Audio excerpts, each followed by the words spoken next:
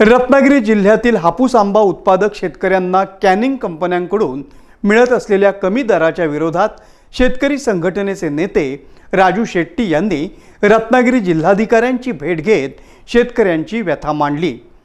या आंदोलनाला शिवसेना उद्धव बाळासाहेब ठाकरे पक्षानं जोरदार पाठिंबा दर्शवत जिल्हाधिकारी कार्यालयावर धडक दिली।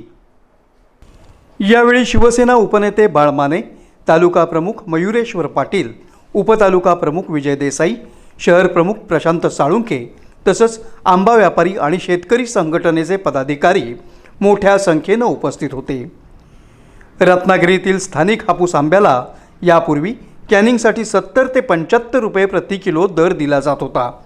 मात्र बाहेरील आंबा कमी दरात उपलब्ध करून स्थानिक आंब्यांचा दर 30 ते 35 रुपयांपर्यंत खाली आणण्यात आल्याचा गंभीर आरोप यावेळी करण्यात आला।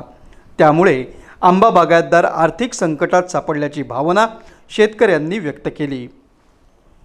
शेतकऱ्याच्या घामाला योग्य दाम मिळालाच पाहिजे, कॅनिंग कंपन्यांची मनमानी आणि दर कपात सहन केली जाणार नाही असा इशारा शिवसेना पदाधिकाऱ्यांनी दिला। शेतकऱ्यांच्या हक्कासाठी शेवटपर्यंत लढणार असल्याची भूमिका यावेळी स्पष्ट करण्यात आली। शेतकरी नेते राजू शेट्टी यांनी प्रशासनाकडे तातडीनं हस्तक्षेप करण्याची मागणी केली असून आंबा उत्पादकांना न्याय न मिळाल्यास आंदोलन अधिक तीव्र करण्याचा इशारा देण्यात आला आहे।